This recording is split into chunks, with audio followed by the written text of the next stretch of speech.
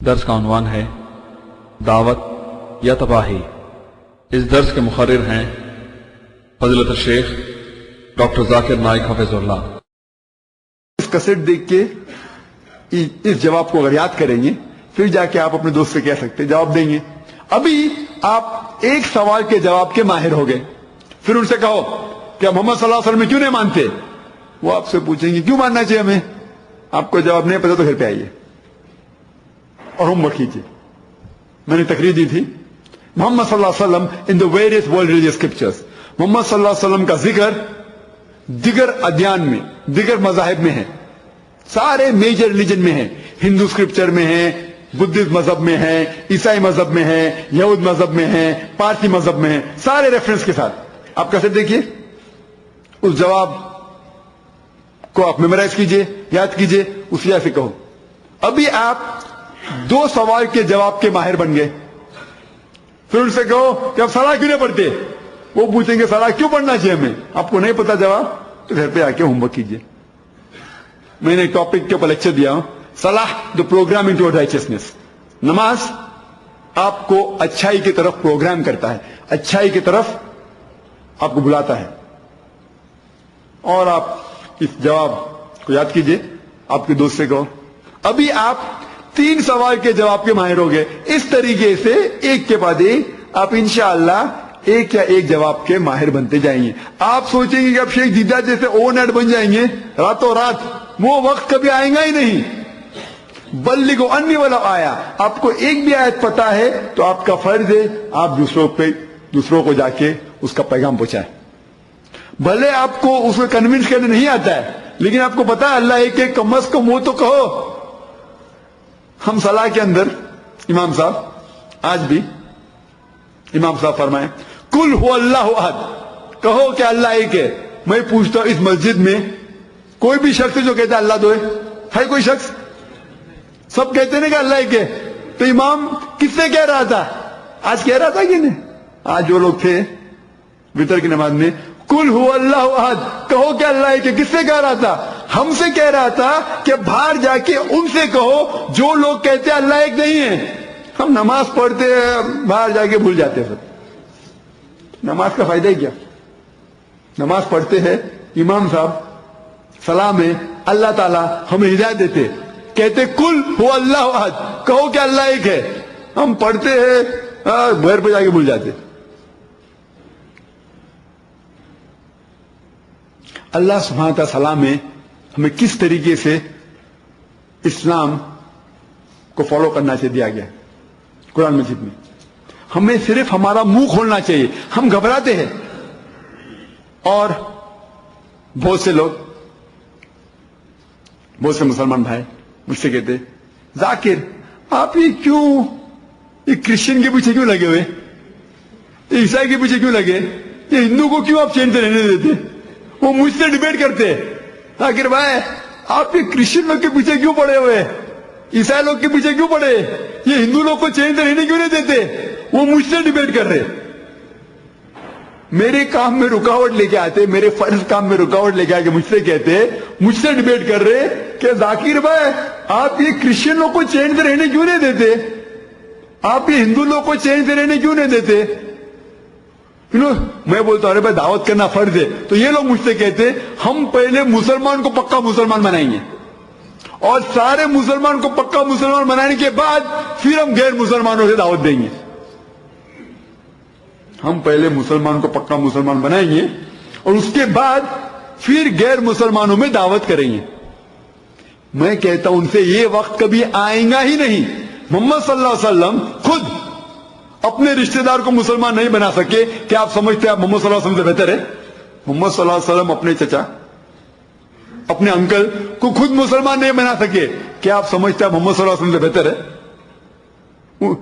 وہ اپنے خاندان کے لوگ کو مسلمان نہیں بنا سکے، اس کے باوجود بھی ان نے خط ڈکٹیٹ کرایا، صحابہ کے ذریعے خط بھیجا غیر مسلمان راجاؤں کے پاس، یمن کے راجا، پرشیا کے راجا، ان سے کہا کہ اسلام قبول کرو۔ انہوں نے یہ نہیں کہا کہ میں پہلے جو لوگ مسلمان ہیں ان کو پکا مسلمان بناؤں گا اور پھر دعوت کروں گا۔ صحیح بخاری کے اندر ایک حدیث ہے کہ محمد صلی اللہ علیہ وسلم مدینہ میں ایسے مسلمان تھے جو نماز کے لیے، فرض نماز کے لیے، جمعہ صلاح کے لیے مسجد میں نہیں آتے تھے. محمد صلی اللہ علیہ وسلم فرماتے میرا جی چاہتا ہے کہ میں ان کے گھر کو آگ لگا دوں. اس کا مطلب یہ ہے کہ مدینہ میں مسلمان تھے جو پکے مسلمان نہیں تھے، پھر بھی محمد صلی اللہ علیہ وسلم نے غیر مسلمانوں کو دعوت پہنچائی. انہوں نے یہ نہیں کہا کہ میں پہلے یہ مدینہ کے مسلمان کو پکا مسلمان بناؤں گا، یہاں اٹک جاؤں گا اور پھر دعوت کروں گا. اگر آپ مسلمانوں سے ملتے ہیں جن کا دین میں کچھ غلطیاں ہیں تو الحمدللہ ان سے اصلاح کیجئے. میں نہیں کہتا ہوں کہ ان سے اصلاح مت کیجئے، لیکن آپ بولیں گے پہلے مسلمان کو پکا مسلمان بناؤں گا اس کے بعد دعوت غیر مسلمان کو دوں گا، وہ وقت کبھی آئیں گا ہی نہیں. دونوں ضروری ہے. اگر آپ غیر مسلمان سے ملتے تو انہیں اسلام کی دعوت دو، اگر مسلمان سے ملتے ہیں اور اگر آپ کو پتا چلتا ہے کہ اس میں کچھ تو بھی خامیاں ہیں تو ان کے ساتھ اصلاح کیجئے. دونوں ضروری ہے، اصلاح بھی ضروری ہے اور دعوت بھی ضروری ہے. اگر آپ کہیں گے پہلا میں اصلاح کمپلیٹ کروں گا، مسلمان کو پکا مسلمان بناؤں گا اور پھر دعوت دوں گا غیر مسلمانوں کو، وہ وقت کبھی آئیں گا ہی نہیں. دونوں امپورٹنٹ ہے. لیکن اگر آپ کا وقت کم ہے، آپ کو دونوں میں سے ایک ہی کر سکتے ہیں، تو غیر مسلمان میں دعوت اور اہم ہے. کیوں؟ اگر ڈاکٹر ایک ہے اور ایک آدمی آتا ہے، ایک آدمی بیمار آتا ہے جس کو زکام ہوتا ہے، اور دوسرا ایک پیشنٹ آتا ہے جس کا یہ جگولر وین کٹ گیا ہوتا ہے. جگولر وین جو نس ڈائریکٹ ہارٹ میں جاتی ہے، قلب میں جاتی ہے، وہ نس اسی کٹ جاتی ہے. اور ڈاکٹر کے پاس، ڈاکٹر کس کو دیکھنا چاہیے پہلے؟ نس کٹے اس کو نا، کیا جس کو زکام ہے. اگر ٹائم ہے تو دونوں کو دیکھنا چاہیے. ڈاکٹر کا کام ہے کہ بیماری دور کرے، لیکن جب ٹائم کم ہے تو نس کٹے والے کو دیکھنا چاہیے تو بیچارہ مر جائے گا. وہ زکام والا 5-6 دن تھوڑا تکلیف ہوگی لیکن وہ مرے گا نہیں. تو اسی طریقے سے اگر غیر مسلمان آتا تو شرک کر رہا ہے، اور ایک مسلمان بھائی جس میں کچھ برابر سے اسلام نہیں کر رہا ہے، دعا نہیں پتا ہونے یا صلاح برابر سے نہیں پڑھ رہا ہے، اس کو بھی سدھارنا اچھی بات ہے. دونوں کو دعوت دینا اچھی بات ہے، دعویٰ اور اصلاح. لیکن اگر ٹائم کم ہے، اگر آپ شرک نہیں روکیں گے تو جہنم میں جائیں گا. دونوں امپورٹنٹ ہے، دونوں ضروری ہے، دعویٰ اور اصلاح دونوں. لیکن اگر آپ پوچھنے جائے کہ دونوں میں سے ٹائم اگر کم ہے آپ کے پاس تو دعویٰ اور ضروری ہے. اگر شرک ایک ایسا واحد گناہ ہے جو اللہ تعالیٰ فرماتے سورہ نساء میں، سورہ نمبر 4 آیت نمبر 48، اور سورہ نساء سورہ نمبر 4 آیت نمبر 116 میں، کہ اللہ سبحانہ و تعالیٰ شرک کو کبھی معاف نہیں کریں گے. دوسرا کوئی بھی گناہ ہو اگر اللہ تعالیٰ چاہے تو معاف کر سکتے ہیں، لیکن شرک کو کبھی بھی نہیں معاف کریں گے. تو شرک ایک واحد گناہ ہے جس سے آپ 100% جہنم میں جائیں گے. 100%، 100% اللہ تعالیٰ فرماتے. لیکن دونوں ضروری ہے، اصلاح بھی ضروری ہے اور دعوت بھی ضروری ہے. ہمارا کام ہے دعوت دینا. اللہ سبحانہ و تعالیٰ فرماتے ہیں سورہ غاشیہ میں، سورہ نمبر 88 آیت نمبر 19-21، فذکر انما انت مذکر. آپ کا کام ہے ذکر کرنا. ہدایت دینا اللہ سبحانہ وتعالیٰ کے ہاتھ میں، ہدایت اللہ سبحانہ وتعالیٰ دیتے. ہمارا کام ہے ذکر کرنا. لیکن ہم مسلمان بہانا چاہتے. کیوں ہم کہتے کہ ہم مسلمان کو پکا مسلمان بنائیں گے؟ کیونکہ مسلمان سے بات کرنا آسان ہے. یو بھائی صاحب داڑھی رکھو.